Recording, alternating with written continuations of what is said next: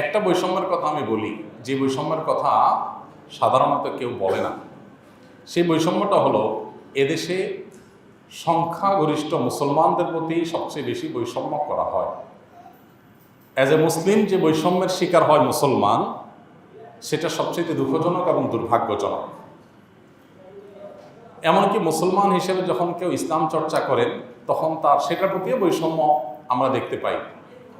আপনি দেখবেন যে দাড়ি টুপি পরে যদি কোনো প্রতিষ্ঠানে কেউ কাজ করতে যায়, কোনো শিক্ষা প্রতিষ্ঠানে কোনো নারী যদি হিজাব পরে পরীক্ষা দিতে যায় বা পড়ালেখা করতে যায়, ক্লাস করতে যায়, তাকে বৈষম্যের শিকার হতে হয়। এই বাস্তবতাকে আমরা কি অস্বীকার করতে পারবো? গত বহু বছর ধরে আমাদের দেশে এই চর্চা চলছে। বিধায় এই বৈষম্যটার বিরুদ্ধে, যেটা বিরুদ্ধে কেউ কথা বলে না, এটার বিরুদ্ধে আমাদের সবার সোচ্চার হতে হবে। অর্থাৎ সব রকমের বৈষম্যই দূর হওয়া দরকার। এর ভিতরে এটা একটা। দাড়ি টুপি পরে আপনি কেন কোনো প্রতিষ্ঠানে যেতে পারবেন না? কেন সেখানে গেলে আপনাকে নানাভাবে নাজেহাল করা হবে? কেন সেখানে আপনার বিরূপ আচরণ আপনার সাথে করা হবে? এইটা দূর হওয়ার জন্য আমাদের দরকার জনসচেতনতা সৃষ্টি করা। দাড়ি টুপি এদেশের সংখ্যাগরিষ্ঠ মানুষের চিন্তাধারা ধারক বাহক। এটার প্রতি বৈষম্য যদি হয়, তাহলে কতদিন পর্যন্ত এটাকে ঠেকায় রাখতে পারবেন? এই যে নানা বৈষম্যকে দীর্ঘদিন পর্যন্ত চাপায় রাখতে একসময় সেটা ব্লাস্ট হয়ে গেছে। ঠিক এদেশের সংখ্যাগরিষ্ঠ মানুষ যেহেতু মুসলমান, ইসলামের বিভিন্ন নিদর্শন, আলামত, সিম্বলের প্রতি যদি বৈষম্য হতে থাকে, এটাও একসময় হয়তো ভয়াবহভাবে ব্লাস্ট হয়ে যাবে। তখন কোনো নিয়ন্ত্রণ করার ক্ষমতা কারোর থাকবে না। মাদ্রাসা শিক্ষার্থীদের প্রতি যে বৈষম্য, আপনারা জানেন, গত কয়েক বছর ধরে আমরা দেখলাম যে বিশ্ববিদ্যালয় ভর্তি পরীক্ষা যেখানে কম্পিটিশন করে মাদ্রাসা ছাত্রছাত্রী টিকে যাচ্ছে, সেটা নিয়েও নানান কথা শুনতে হচ্ছে যে এটা হায়ার লেভেলের স্কুলে মাদ্রাসায় পরিণত হয়েছে। কম্পিটিশনের মাধ্যমে যোগ্যতা প্রমাণ করে যদি মাদ্রাসার ছাত্ররা ইউনিভার্সিটিতে টিকতে পারে, তাহলে সেটা নিয়ে যদি কেউ আপত্তি করে, তাহলে সে তো রেসিজম তার মধ্যে আছে, সে তো বর্ণবাদী, সে তো তার সংকীর্ণ মানার চিন্তা সে লালন করছে, সে তো বৈষম্য করছে। এবং আমার যোগ্যতা থাকা সত্ত্বেও যদি আমি কোথাও যেতে না পারি, এই বৈষম্য দূর হওয়া দরকার। মাদ্রাসা শিক্ষার্থীদের প্রতি বৈষম্য অনেক বেশি হচ্ছে, যেটা নিয়ে কেউ কথা বলে না। আপনি দেখবেন যে এমন একটা পর্যায়ে নিয়ে যাওয়া হয়েছে গত অনেক বছর ধরে যে আর্মিতে, প্রশাসনে, বিসিএসে মাদ্রাসা ব্যাকগ্রাউন্ড হলে তাদেরকে ভিন্ন চোখে দেখে তাদেরকে সরায় দেওয়ার চেষ্টা করা হয়। এই যে একটা ব্যাপার, এই বৈষম্য দূর হওয়ার জন্য আমাদের প্রত্যেকটা মানুষের সচেতন হতে হবে এবং প্রত্যেকটা মানুষকে আমাদের দায়িত্বশীল আচরণ করতে হবে এবং সমাজ থেকে এই বৈষম্য দূর করার চেষ্টা করতে হবে। একটা জিনিস দেখেন, আলেমদের অবদানকে এই সমাজে স্বীকার করা হয় না, বৈষম্য করা হয়। আলেমদেরকে এই সমাজের প্রতি কোনো কন্ট্রিবিউশন নাই? শুধু আছে তা না, এই সমাজে এখনো পর্যন্ত চুরি, ডাকাতি, অনৈতিকতা যতটুকু কম আছে, এখনো আমাদের অনেক কঠিন পরিস্থিতি, কিন্তু যতটুকু নিয়ন্ত্রণে আছে, এতটুকু আইন শৃঙ্খলা রক্ষাকারী বাহিনীর চাইতে কোনো ক্রমেই আলেম সমাজের অবদান কম না। এতটুকু কম রাখার ক্ষেত্রে মসজিদের মিম্বর থেকে, মাহফিলের মঞ্চ থেকে এদেশের মানুষকে মনুষ্যত্ব শেখানো হয়, এদেশের মানুষকে নীতিনৈতিকতার কথা শেখানো হয়। হুজুরদের ওয়াজ শুনে কোনোদিন কেউ মাদকের পথে যায় নাই, হুজুরদের ওয়াজ শুনে কেউ কোনোদিন সন্ত্রাসী হয় নাই, হুজুরদের ওয়াজ শুনে কেউ বাবা মার অবাধ্য হয় নাই, কেউ সমাজে খারাপ কোনো কাজ করে নাই, বরং হুজুরদের ওয়াজ শুনে বহু খারাপ মানুষ ভালো হয়েছে। সো আলেমদের অবদানকে স্বীকার করা হয় না। বিশেষ করে আমি এক শ্রেণীর মিডিয়ার প্রতি সম্পূর্ণ শ্রদ্ধা রেখে বলছি যে কিছু মিডিয়া তো আছেই, আলহামদুলিল্লাহ, তারা তাদের দায়িত্বশীলতা, পেশাদারিত্বের পরিচয় দেয়, কিন্তু অনেক মিডিয়া আছে যারা আলেম সমাজের প্রতি বৈরী আচরণ করে, বৈষম্যমূলক আচরণ করে। এটাকে আপনারা জানেন না? ওপেন সিক্রেট, একদম দিনের আলোর মতো পরিষ্কার। আলেমদের কাজগুলোকে তারা দেখাতে চায় না। আমি ছোট ছোট কিছু এক্সাম্পল দিতে চাই। যেমন ধরুন, একটা কনসার্ট হচ্ছে, গানের কনসার্ট, এটা যত ফলাও করে মিডিয়াগুলো প্রচার করে, টেলিভিশনে, পত্রপত্রিকায়, অমুক গানের কনসার্ট হয়েছে, এত ছেলেপেলে হয়েছে, এটা যেরকম প্রচার হয়, অনেক ওয়াজ মাহফিল আছে এদেশে যে গানের কনসার্টের চাইতে বহুগুণ বেশি সাধারণ মানুষ সেখানে অংশগ্রহণ করে। আজ পর্যন্ত কোনো মিডিয়াতে দেখেছেন যে মাহফিলকে অ্যাজ এ নিউজ আকারে মাহফিল এর রিপোর্ট তারা করে? সাধারণত কেউ যদি পুশ করে, সেখানে তাদেরকে হাই হ্যালো করে, টাকা পয়সা ঘুষ ঘাস দেয়, অথবা তাদের হাতে পায়ে ধরে, তখন হয়তো কোনা কান্সি দিয়ে ছোট্ট করে একটা কলামে তারা রিপোর্ট করে। তো এদেশের ওলামাদের বড় বড় কাজগুলোকেও দেখানো হয় না।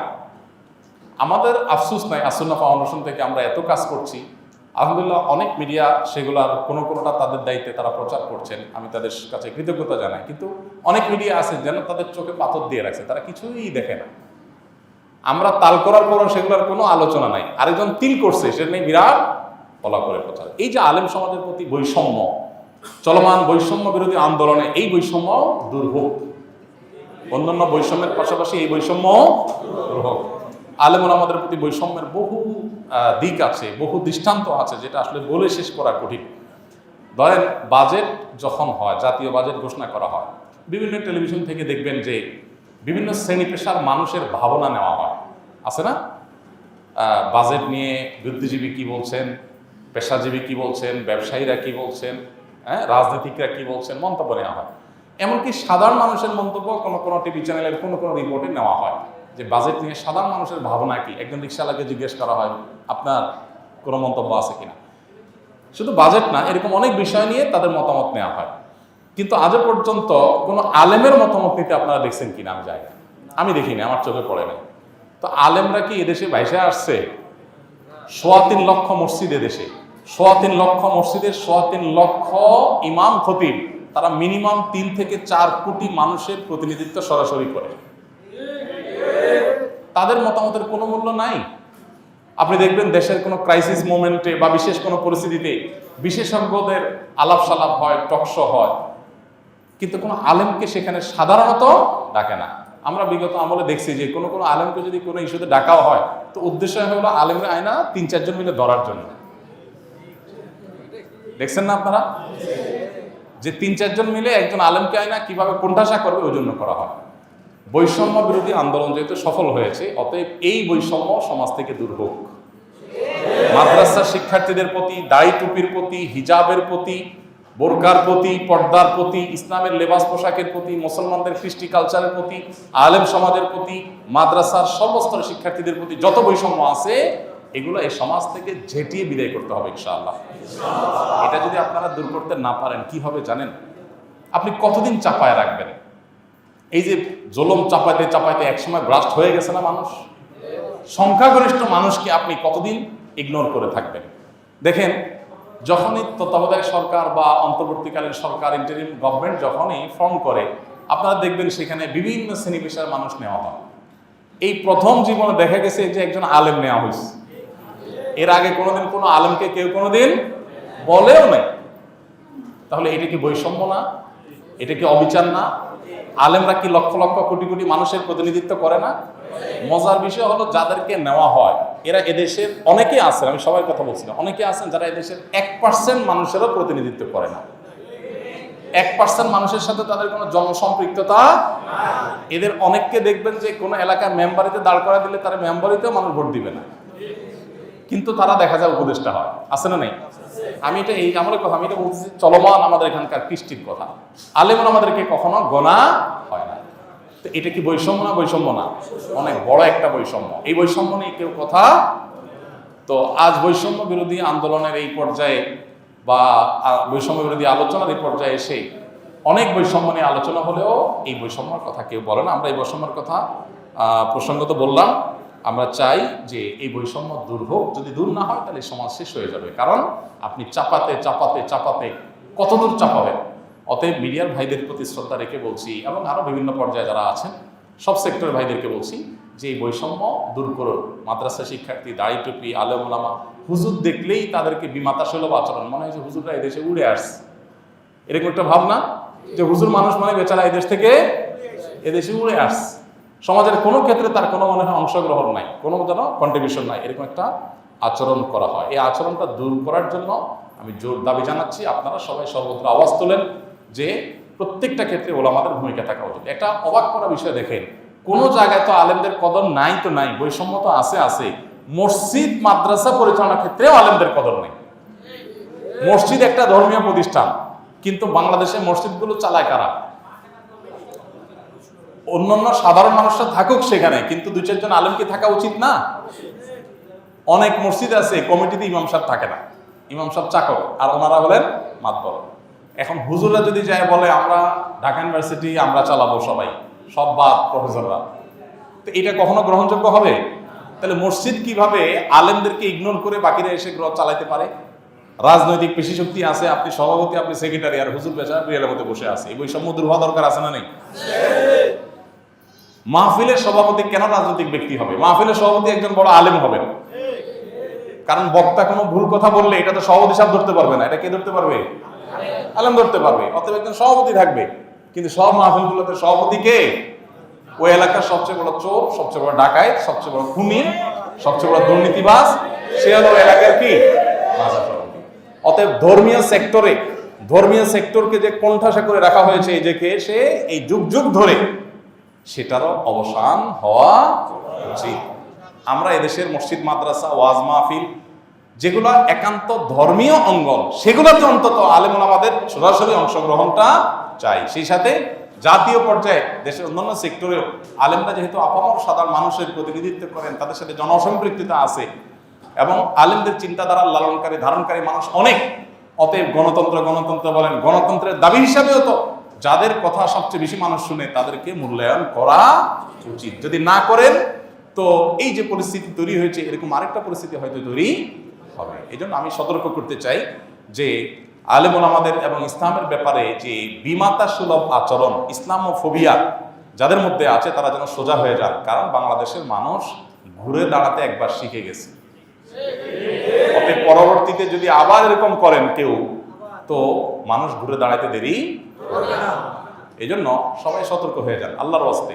আমরা দেখেছি যাদের কোনো জনসম্পৃক্ততা নাই, জনগণের কোনো ম্যান্ডেট নাই, জনগণের সাথে তাদের কোনো সংযোগ নাই, তারা 1% 2% মানুষকে প্রতিনিধিত্ব করে না, তারা এসে আমাদের দেশে আইন ঠিক করে দেয়, নীতি ঠিক করে দেয়, তাদের মন মতো আমাদের চলা লাগে, তাদের কাছে আমরা গোলামি করি। আবার দেশের নাম দিবেন গণতান্ত্রিক দেশ, কিভাবে সম্ভব?